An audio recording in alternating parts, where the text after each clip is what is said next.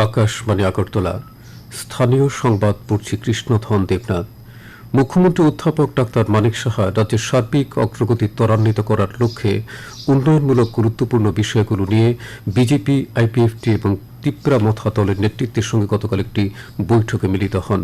এই বৈঠকে উপস্থিত ছিলেন বিজেপির প্রদেশ সভাপতি রাজীব ভট্টাচার্য, ত্রিপুরা মথার চেয়ারম্যান প্রদ্যোৎ কিশোর মানিক্য দেববর্মা, আইপিএফটির রাজ্য সভাপতি প্রেম কুমার রিয়াং, মন্ত্রী অনিমেষ দেববর্মা সহ অন্যান্য শীর্ষ নেতৃবৃন্দ। এই বৈঠকে রাজ্যের সার্বিক প্রবৃদ্ধি, পরিকাঠামোগত উন্নয়ন, জনজাতি কল্যাণ এবং আর্থ সামাজিক ক্ষমতায়নের উপর দৃষ্টি রেখে বিভিন্ন গুরুত্বপূর্ণ বিষয়ে আলোচনা হয়। মুখ্যমন্ত্রী ত্রিপুরার জনগণের বৃহত্তর কল্যাণে সমস্ত সহযোগী নেতৃত্বের সাথে সহযোগিতামূলকভাবে কাজ করার জন্য রাজ্য সরকারের প্রতিশ্রুতি পুনরায় নিশ্চিত করেছেন।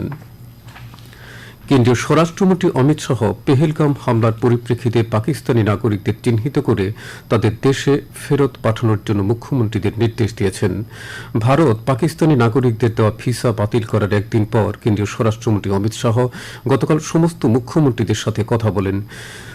তিনি মুখ্যমন্ত্রীদের তাদের রাজ্যে অবস্থানরত সমস্ত পাকিস্তানি নাগরিকদের শনাক্ত করে তাদের দ্রুত পাকিস্তানে ফেরত পাঠানোর জন্য পদক্ষেপ নিতে বলেছেন। রাজ্যপাল ইন্দ্রসেনা রেড্ডি নাল্লু দেশের নিরাপত্তা রক্ষায় ভারতীয় সেনাবাহিনীর ভূমিকার ভূয়সী প্রশংসা করেছেন। গতকাল রাজভবনে আয়োজিত এক সংবর্ধনা অনুষ্ঠানে তিনি পেহেলগামে ঘটনার উল্লেখ করে উদ্বেগ প্রকাশ করেন। তিনি এই ঘটনায় নিহতদের প্রতি গভীর সমবেদনা জানান। রাজ্যপাল এনসিসি ক্যাডেটদের সম্পর্কে বলেন, তারা আগামী দিনে দেশের নিরাপত্তায় বলিষ্ঠ ভূমিকা পালন করবে।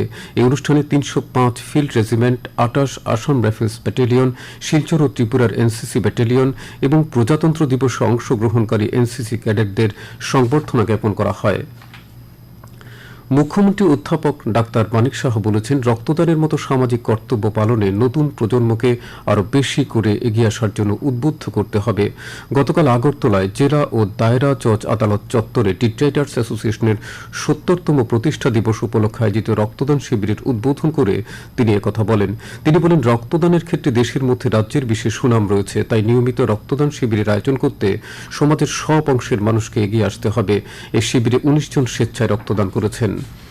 বিভিন্ন দপ্তরের অফার বিতরণ সংক্রান্ত আজকের কর্মসূচি অনিবার্য কারণবশত স্থগিত রাখা হয়েছে।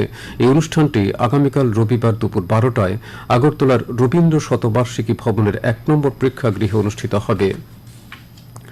উত্তর পূর্বাঞ্চল শিল্প উন্নয়ন নিগমের উদ্যোগে গতকাল আগরতলার রাজ্য অতিথিশালায় এক সচেতনতা শিবিরের আয়োজন করা হয়। শিবিরে রাজ্যের বিভিন্ন স্থান থেকে ৫ শতাধিক প্রতিনিধি অংশ নেন।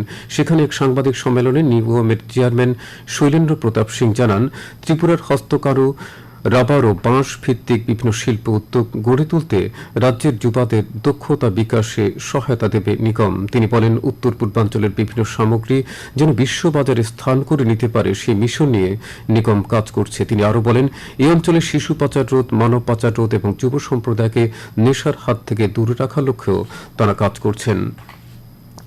জম্মু কাশ্মীরের পেহেলগামে সংঘটিত বৈরী হামলার পরিপ্রেক্ষিতে গতকাল ত্রিপুরা বিশ্ববিদ্যালয়ের উদ্যোগে এক প্রতিবাদ কর্মসূচির আয়োজন করা হয়।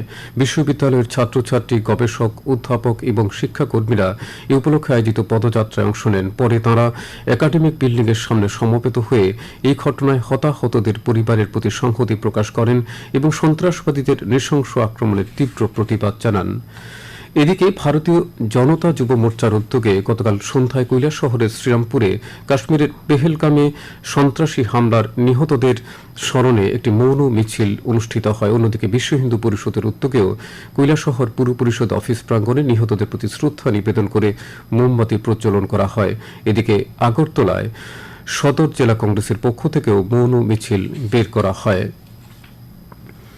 এডিসির শিল্প দপ্তরের উদ্যোগে গতকাল ১১ কোটি টাকা ব্যয় করে ৫৮৭টি ভিলেজ কমিটির মধ্যে সুতা বিতরণ করা হয়। অনুষ্ঠানে উপস্থিত ছিলেন পরিষদের প্রশাসনিক সংস্কার কমিটির চেয়ারম্যান প্রদ্যোৎ বিক্রম কিশোর দেববর্মা, পরিষদের চেয়ারম্যান জগদীশ দেববর্মা, মুখ্য নির্বাহী সদস্য পূর্ণচন্দ্র জমাতিয়া, শিক্ষা দপ্তরের নির্বাহী সদস্য রবীন্দ্র দেববর্মা, সাংসদ রীতি সিং দেবী প্রমুখ।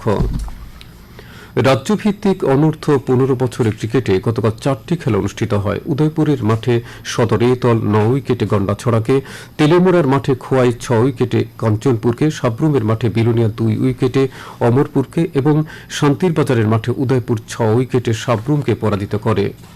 আজকের আকাশ আংশিক মেঘাচ্ছন্ন থাকবে, কিছু কিছু স্থানে বজ্র বিদ্যুৎ সহ হালকা থেকে মাঝারি বৃষ্টিপাতের সম্ভাবনা রয়েছে। দিনের সর্বোচ্চ তাপমাত্রা থাকতে পারে 37 ডিগ্রি সেলসিয়াসের কাছাকাছি। আজ ভোরে সর্বনিম্ন তাপমাত্রা ছিল 27.6 ডিগ্রি সেলসিয়াস। স্থানীয় সংবাদ এখনকার মতো শেষ হলো।